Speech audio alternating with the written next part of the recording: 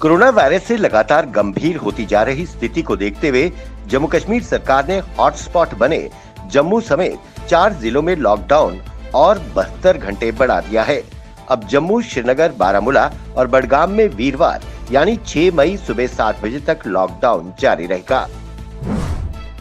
जम्मू कश्मीर के 2 जिलों जम्मू व श्रीनगर में 18 से 45 साल के लोगों का टीकाकरण शनिवार को आनन फानन में शुरू कर दिया गया। इन दोनों जिलों के लिए 1.5 लाख वैक्सीन की डोज की पहली खेप पहुंची। दोनों जिलों में 75,75 हजार डोजेस मिली। दोपहर बाद शुरू हुए टीकाकरण में पहले दिन 204 लोगों को टीके लगे। जीएमसी जम्मू और सरवाल अस्पताल में 140 लोगों को टीके लगाए गए। जम्मू जीएमसी से गांधीनगर अस्पताल रेफर किए गए कोरोना के मरीज को लेकर जा रही एम्बुलेंस की एशिया होटल के पास एक स्कॉर्पियो से टक्कर हो गई। इससे वहां स्कॉर्पियो और एम्बुलेंस वालों में विवाद हो गया। दोनों पक्षों के बीच आधे घंटे से ज्यादा बहस चलती रही, जिसके कारण मरीज ने एम्बुलेंस में ही दम तोड़ दिया। देरी होने की वजह से मरीज की मौत हो गई। ऑक्सीजन न मिलने से उस मरीज ने दम घुटने से उसकी मौत हो गई। कश्मीर घाटी के अनंतनाग में आतंकियों ने पुलिस पर हमला कर दिया। इस हमले में एक जवान घायल हो गया है। घायल को तुरंत उपचार के लिए अस्पताल ले जाया गया।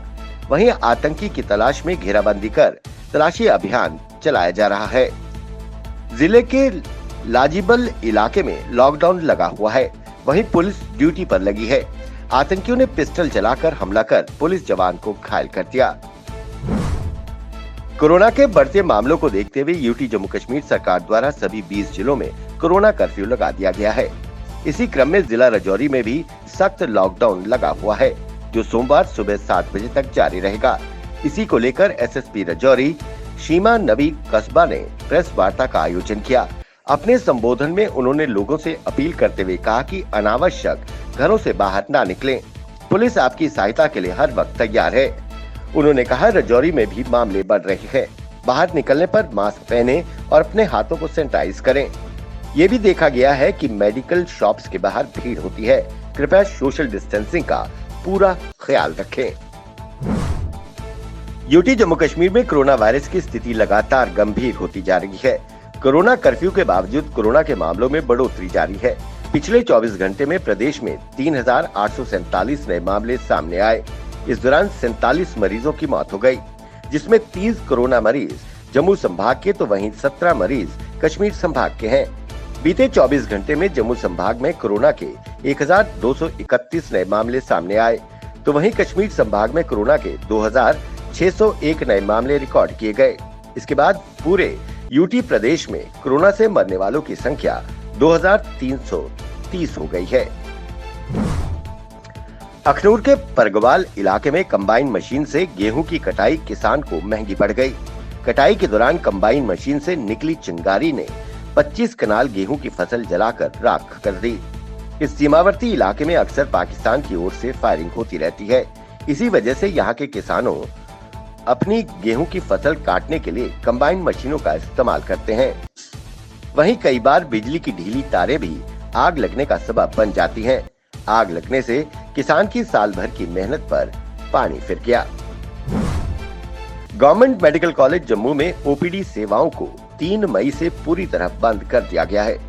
जीएमसी के प्रिंसिपल शशि सूदन ने एक आदेश जारी कर कहा कि कोरोना के लगातार बढ़ते मामलों को देखते हुए मेडिकल कॉलेज और सहायक अस्पतालों में ओपीडी सेवाएं पूरी तरह से बंद कर दी गई हैं। 3 मई के बाद सिर्फ इमरजेंसी सेवाओं पर ही काम होगा। देश में 4 राज्यों और 1 केंद्र शासित प्रदेश में हुए विधानसभा चुनाव के लिए कुल 2,364 केंद्रों में मतदान शुरू हो गई है। इस बार कोरोना के चलते मतगणना केंद्रों की संख्या 200% बढ़ाई गई है। मतगणना के शुरुआती रुझानों में तृणमूल कांग्रेस और बीजेपी में कड़ी टक्कर का आसार दिख रहा है। वहीं केरल में लेफ्ट बढ़त बनाती दिख रही है। अमेरिका ने भारत से अपने यहां आने वाले गैर अमेरिकी लोगों की यात्रा पर पाबंदी लगा दी है। अमेरिकी सरकार ने कोरोना महामारी के गंभीर संकट से जूझ रहे भारत से ऐसे सभी गैर अमेरिकियों के अपने देश में प्रवेश पर रोक लगा दी है। यह आदेश 4 मई से लागू होगा।